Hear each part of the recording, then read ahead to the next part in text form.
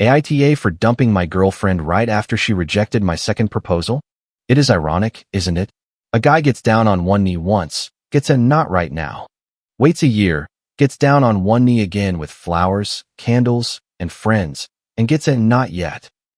But at the end of the day, the one who gets the reputation of being immature and afraid of commitment is him for having decided that his time and his love are worth more than an eternal waiting room. This is not a story about an impulsive breakup. It is about the moment a man realizes that being someone's safe bet is actually an insult. The turning point was not the second rejection, but the desperate yes that came right after. A yes that was not born out of love, but out of the panic of being alone. Some people call me an idiot. Some people said I threw away 4 years of a relationship for nothing, that I am immature, selfish, that I am afraid of commitment. And you know what is ironic about all this? I proposed twice. Twice I got down on one knee, opened the little box, and put my heart on the table. But that is fine, right? Say that I am the one who is afraid of commitment. Let me tell you what really happened from the beginning, because then you can decide for yourself if I was the one in the wrong in this story. Olivia and I were together for almost 4 years. And look, I need you to understand what she was like, because it is impossible to tell this story without that. Olivia was one of those people who seemed tailor-made to fit into your life.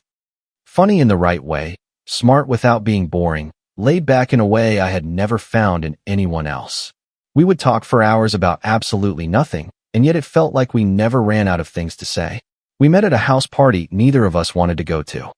Our friends had practically dragged us there, and then we ended up meeting in a corner of the kitchen, complaining about the same party, and spent the entire night talking about bad movies and weird childhood memories. When I looked at my watch, it was almost 1 in the morning, and I had not noticed. You know that feeling when you meet someone and things simply click? It was exactly like that. 2 years later, I knew. She was the woman I wanted to spend the rest of my life with, but I did not want to do it halfway. I did not want to get down on one knee with a head full of student loan debt, stressed about money, unable to offer a decent start to our life together. Olivia deserved a real proposal. So I waited. I started saving money, picked up extra shifts, got my finances in order, and while I waited, we talked about the future. Marriage always came up in those conversations. She used to say she could not imagine herself with anyone else but me. She said she wanted to build a life together. So, when I finally felt ready, it did not feel like I was going in blind. It felt like we were on the same page. I planned everything carefully. The location was the state park beach where we went on our first real date. We did not have much money that day. We brought a cheap picnic with some sandwiches and drinks and sat on the sand talking until the cold became unbearable. It was one of the most perfect nights of my life. It made sense to go back there. I wanted something intimate. Just the two of us. No crowded restaurant with everyone staring. No jumbotron proposal at a baseball game. Just me and her in the place where it all began.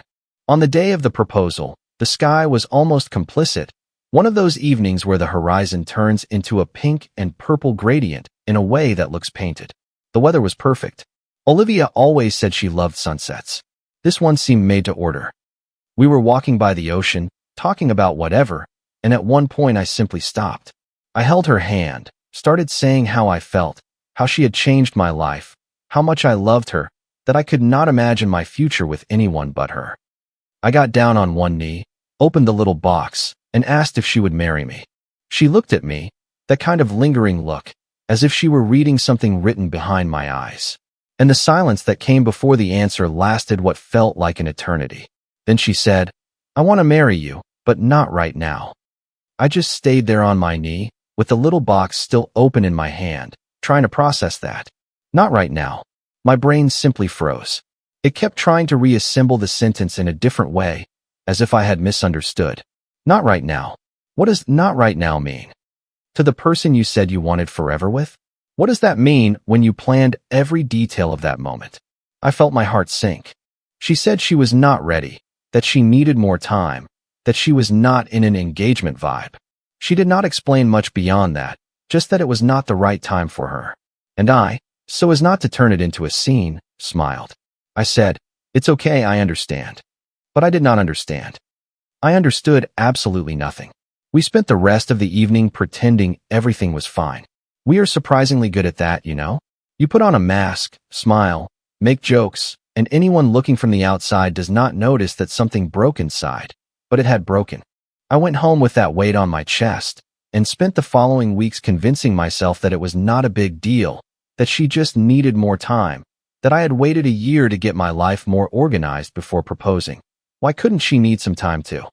I convinced myself that I was being reasonable, that I was respecting her space, but deep down, that splinter remained.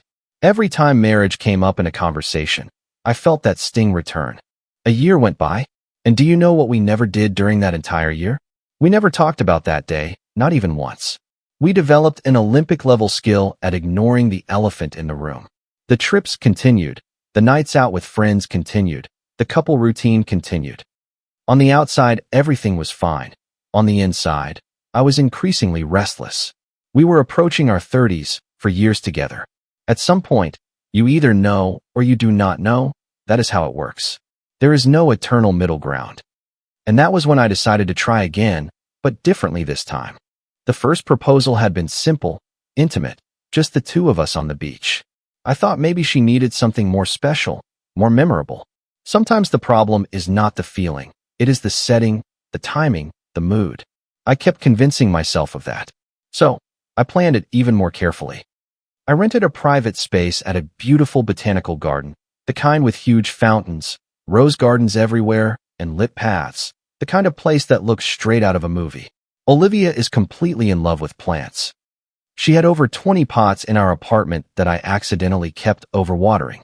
That garden seemed made for her. I involved our closest friends in the plan. It was not going to be a proposal in a public square with a cheering crowd. That was never either of our styles. But I wanted the people we loved nearby to help set the scene. They set up roses, candles, and string lights along the way to the main fountain. It looked beautiful. Our friends did an amazing job. The plan was to have dinner at a nice restaurant near the garden, just the two of us, and then take a casual stroll through the gardens, where everything would be set up. Dinner was great. She was excited, in a good mood. We laughed, drank wine, talked like old times. It felt like we were completely in sync, the way only the best moments of our relationship were. Inside, I was dying of anxiety. I kept thinking about the first proposal, about the "not right now," praying I would not hear that again. After dinner, I suggested a walk through the garden. She agreed without suspecting a thing. When we got to the fountain and she saw all of it, the roses, the candles, the low and warm light illuminating every detail, she started to cry tears of joy. And I thought, this is it. It is different this time. I can feel it. I got down on one knee for the second time. I said everything I felt, that I loved her, that I wanted no one else, that I was ready to build a life by her side. I pulled out the ring and she said, "Not yet." The exact same two words. A year later in a different place, with a different setting, with all that effort. Not yet. I just stood there trying to figure out if I had misheard. I had not. The silence around us confirmed it. I stood up, tried to keep my calm, but I could not hold back my frustration this time. I asked why, what was holding her back? How, after 4 years together, did she still not know? She said the same things from a year ago, that she needed to be sure, that she was not ready yet, that it was a huge commitment and she did not want to rush. I asked her directly if there was someone else, if it was the influence of someone, family, a friend, anything, because it simply made no sense. She shook her head.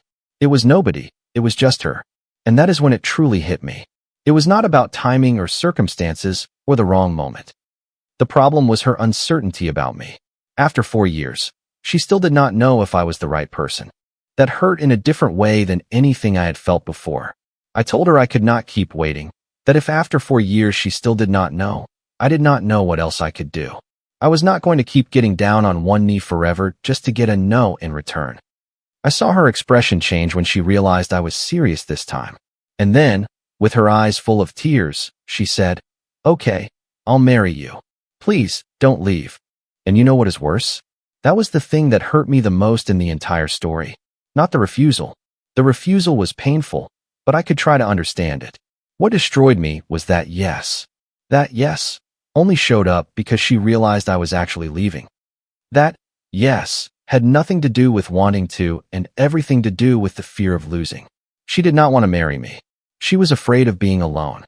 I did not want a marriage like that. I did not want to be the guy she chose because he was the safest option. I wanted to be the person she chose with certainty, with excitement, with genuine desire. I did not answer. I turned around and walked away from there. My head was spinning, my heart was broken, and all I wanted was air. The following days were heavy in a way that is hard to describe. 4 years is a long time to just throw away. I kept going back and forth in my head, trying to figure out if I was doing the right thing, but every time I came close to convincing myself that maybe it was worth trying again, that scene came back. Her with tears in her eyes, saying, "Okay, I'll marry you," only because I was walking away. No, that was not how I wanted it. Olivia stayed in the guest room those first few days. It was our unspoken way of dealing with fights, each in our own corner, letting the air clear. Usually, after a couple of days, we would sit down and work it out, but this time I did not want to work it out. I did not even know what to say. I spent the rest of the week processing everything. And when the anger subsided, what took its place was not relief, it was disappointment. That feeling when you do everything right, or at least believe you did, and it is still not enough. At the end of the week, we finally sat down to talk. She brought it up, said we needed to sort this out, and she was right. We could not continue in limbo. So I let it all out. I said I could not keep waiting for her to figure out whether she wanted to marry me or not. That if after 4 years she still did not know, I seriously doubted she ever would. She stayed quiet for a long time, then said, "I love you. I want to be with you. I am just not ready for marriage yet." There it was again, that same damn sentence. I'm not ready. I took a deep breath and calmly asked, "Why? What is holding you back? We talked about this. You said you wanted this. What changed?" She sighed. You could tell she was struggling to find the words, and then she said, "I don't know. It is a huge commitment. I don't want to get into something I am not sure about." That stopped everything. She was not unsure about marriage. She was unsure about me. I could understand someone not being ready to get married. That happens. People have different paces. But not being sure about the person after 4 years, that was something else entirely. I leaned back on the couch trying to process it. I asked with all the calmness I had left, "Will you ever be sure?" She looked at me, and, for the first time in that entire conversation, she had no answer. She just stared at her own hands in silence, and right there I knew. I stood up from the couch and said with the firmest voice I could muster, "I can't keep doing this. I love you. But if you are not sure about me now, after everything we have been through, I don't think you ever will be. And I am not going to wait around forever hoping you change." She said she would marry me, that I just needed to give her a little more time, but that was not what I needed. I did not want her saying yes out of fear of losing me. I wanted her saying yes because she wanted to, because she was excited, because there was no doubt whatsoever. That marriage was not going to be that, and I knew it. That night, I packed a bag and went to my friend Jake's house. Jake is the kind of friend who does not ask unnecessary questions. He just welcomes you, throws a pillow on the couch, and shows up with a soda when you need it. We spent the nights playing video games and watching bad movies. It helped for a while, but then the messages started. Olivia texted me every day. At first, it was the "we need to talk and I miss you, please wait" texts. Then it escalated. She started saying I was throwing away 4 years over a small thing, that I was going to regret it, that I was being irrational for not wanting to try to work it out. That irritated me deeply. A small thing. As if I had broken up with her because she did not like my football team. As if the 2 rejected proposals, a year of silence, her uncertainty about me, as if all of that was a small thing. I did not reply, but every message left that knot in my stomach. After a few days of silence from her end, the messages from her friends started. And man, they were brutal. One said I was immature, another said I was selfish. A third wrote a huge paragraph about how selfish I was being for not giving Olivia more time to figure out what she wanted. Apparently, 4 years was not enough. And then there was Jessica. Jessica sent a message that kept hammering in my head for days. "You were a safe bet for her. She'll find someone better now." I did not reply, but it stayed right there. A safe bet. Was that what I was to her? A plan B while she waited for something better to come along? I will never know the answer for sure. Olivia never said anything like that, but the seed had been planted, and it bothered me more than I wanted to admit. My friends, at least, understood. "Jake, concise as always. Dude, you came out on top. If she couldn't decide in 4 years, she never would. Ryan was even more direct. He said I should have walked away after the first proposal, that she had made it clear the very first time. I had no answer for that, because deep down he was right, but at the time I did not want to give up easily. I wanted to believe she would get there, that the love we had was enough for her to overcome whatever was holding her back. Maybe I was naive or stubborn, probably both. I went to pick up the rest of my things when I knew she would not be there. I did it on purpose. I had no strength left for another loaded conversation. I walked in, grabbed my bags, left my key on the kitchen counter, and walked out without drama, without a final scene. For years, 2 proposals, an abandoned key on an empty counter. And then begins what was, in practice, the strangest part of it all. I expected to feel that weight lifting off my back, that relief of someone who made a difficult but right decision. Instead, when I got back to Jake's house and dropped my backpack on the floor, all I felt was heavy, as if the breakup had only just become truly real in that moment. I laid on the couch, staring at the ceiling, unable to gather my thoughts. It was not exactly regret. I knew I had done what needed to be done, but 4 years do not just vanish from your memory because you made the right choice. The heart does not work that way. Olivia texted me almost every day. In the beginning, they were the "I miss you and we can work this out" messages. Then came the ones out of frustration. She would say I was being irrational, that I was destroying what we had built out of pride, that I was going to regret it. I did not reply, but every time my phone vibrated, that knot returned. Part of me still cared about her. Of course it did. That is not how it works when you spend 4 years with someone. But I knew deep down that going back was not going to fix anything. The problem was not going to disappear. She would still be the same person who was not sure about me, and I would still be the guy waiting for her to decide. I tortured myself looking at old photos on my phone. All those memories, trips, birthdays, random nights that were amazing for no reason. I kept trying to find the exact point where things had started to fall apart. Was there a sign I ignored? Was there something I missed? Jake said I was overanalyzing. I probably was. But when you invest so much in someone, you want to believe that all of it meant something, that it was not wasted time. About a week after the breakup, the messages from her friends arrived. And man, some of them were really harsh. One said I was throwing away a 4-year relationship over a small thing. Another said I was just afraid of commitment. Here comes the irony. I proposed twice, bought 2 rings, planned 2 proposals, got down on one knee twice, but I am the one who is afraid of commitment. Jessica's message was still in my head, a safe bet. I wondered if she knew something I did not, if Olivia had said something like that to her at some point, but there was no way to know. And speculating was only making me feel bad. Some of my friends did not take her side. Some understood where I was coming from. They knew the effort I had put into the relationship. They knew what I had gone through. That helped. Knowing I was not completely alone, that I was not the villain of the story in everyone's eyes. But even so, when you are bombarded from all sides with messages saying you are the one in the wrong, it messes with your head.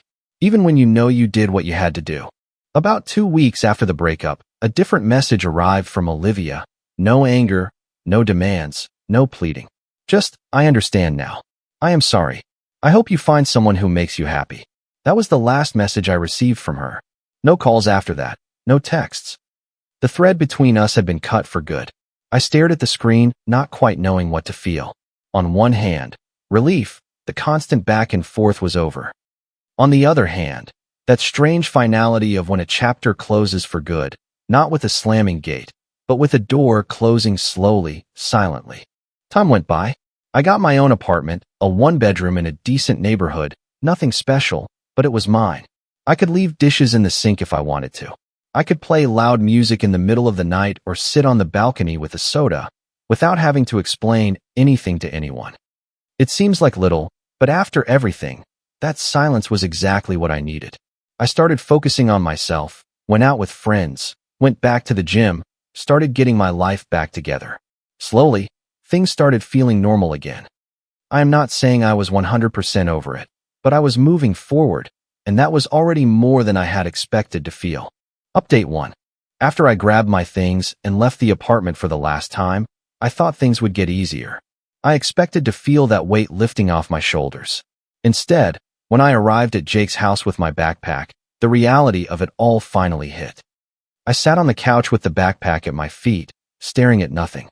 Realizing that it was real, Jake did not ask anything. He just showed up with a soda and tossed the video game controller in my lap. And we stayed like that, night after night, playing, watching bad movies, not talking about anything heavy. It helped for a while, but then the messages came again and I could not escape. Olivia texted me every day.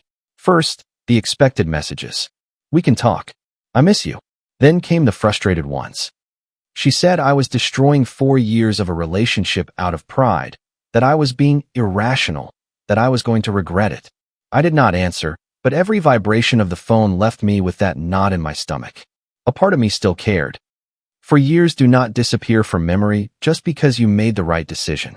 The heart does not have that delete button, but I knew that going back was not going to solve anything. She would still be the same person without certainty about me. I would still be the guy waiting for her to decide if I was enough. I kept scrolling through old photos on my phone more than I should have. Jake told me I was overanalyzing. He was probably right. But when you invest so much in a person, in a history, in a future you built in your head, you want to understand where things fell apart. Was there something I missed, a sign I ignored way back? I do not know. Maybe I never will. About a week later, the messages from her friends arrived. And man, some were heavy. One said I was throwing away a relationship because of a small thing. Another said I was just afraid of commitment, which would be comical if it were not so annoying, considering I proposed twice. But the message that stayed with me was Jessica's. Jessica sent me a text saying, "You were a safe bet for her. She'll find someone better now." I did not reply, but it stayed. It stayed for days. A safe bet. That is what I was. A safe harbor while she waited for something better to appear. Olivia had never said anything like that, but the seed was planted. And once that kind of thought enters, it does not go away easily. My friends at least understood. Jake, concise as always. Dude, you came out on top. If she didn't decide in 4 years, she never would. Ryan went further. He said I should have walked away after the first proposal, that she had made it clear the first time. And you know what is worse? He was probably right, but at the time I did not want to give up. I wanted to believe that the love we had was real enough for her to overcome whatever was holding her back.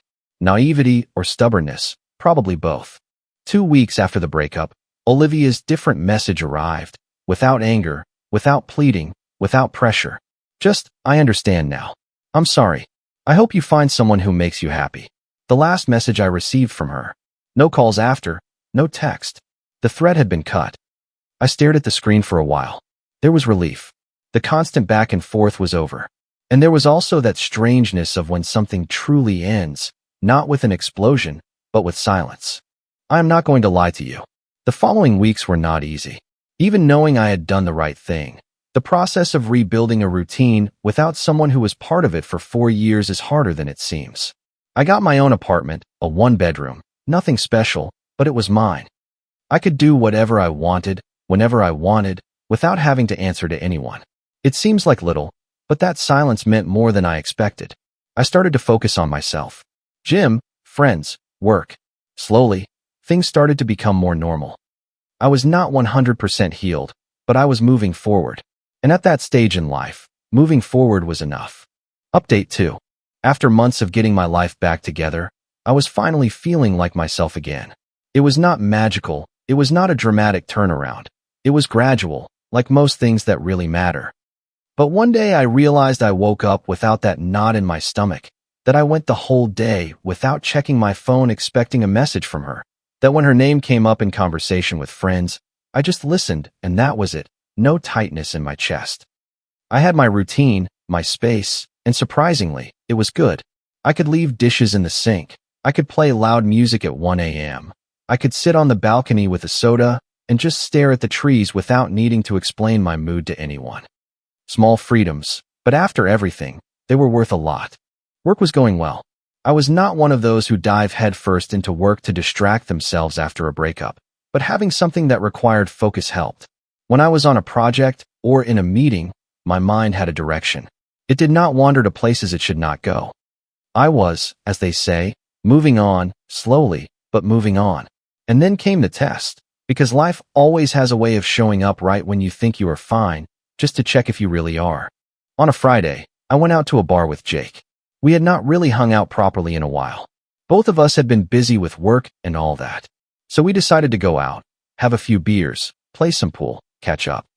The night was perfect. Laughs, good games, that lightness of when you are not thinking about anything heavy. One of those moments where you are simply present.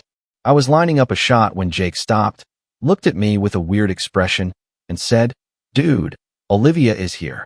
I froze. My mind went blank for a few seconds. Reality took a while to set in. I had not seen her in months. I knew, through comments dropped here and there, that she was dating someone new. But knowing that in a conversation is one thing. Seeing it with your own eyes is completely different. I took a deep breath and looked discreetly. She was at the bar with a guy, the two of them talking, laughing, having drinks. They seemed to be having fun. And you know what I felt? It was not what I expected to feel. I won't deny that my heart sank for a second. But the numbing pain I imagined would come in a situation like this did not arrive. Jealousy did not come. What came was something more complex and stranger, a mix of nostalgia and relief. Part of me missed what we used to be. That couple who went on trips together, who spent nights laughing at nonsense, who had a history. But another part, a very large part, was simply relieved that I was not that guy sitting at the bar next to her. Jake was looking at me like I was going to explode at any moment. I shook my head, said, "I'm good, keep playing." And I played. I took the shot. The game continued. I did not look over there again, but it was not easy. Every now and then, I would raise my head and they were still there, laughing, talking, completely at ease with each other. And every time I saw it, that strange mix returned, a nostalgic weight that was not jealousy, but was not entirely pleasant either. Jake noticed I was quieter. He asked if I was okay. I told him I was, but inside there was a kind of strange emptiness. Not because I wanted her back, it was not that. It was more like seeing that that chapter of my life had truly closed, not just for me, but for her too. Seeing her move on with someone else made it all more definitive than any text message or silence ever could. It was the final nail in the coffin. We ended the night early. Jake suggested going somewhere else, grabbing another round, but I said I was tired. I think he understood without me having to explain. When I got home, I sat on the balcony with my soda, looking at the trees below, letting the silence surround me. I kept thinking about how much time had passed. A year ago, I was in a botanical garden, lit by candles, on my knees with a ring in my hand, believing that was the moment, that she was the woman. Now she was in a bar with another guy, laughing, moving on, and I was sitting on my apartment balcony alone, but whole. And it was right there, on that balcony with that soda in my hand and the trees swaying below, that something shifted inside me. Not dramatically. It was not an enlightened revelation. It was a quiet, calm, almost silent thing. I finally accepted it, not with bitterness, not with anger. Just a peaceful acceptance that things were the way they were, that they had been the way they had been, and that everything was okay. Olivia had moved on, and so had I. The next morning, I woke up feeling lighter. It sounds cliché to say that, but it was true. As if a weight I did not even realize I was still carrying had simply vanished while I slept. I was no longer trapped by it. In the weeks that followed, I started putting myself out in the world more. Not in the sense of desperately looking for someone new. I was not ready for that yet, but I stopped hiding.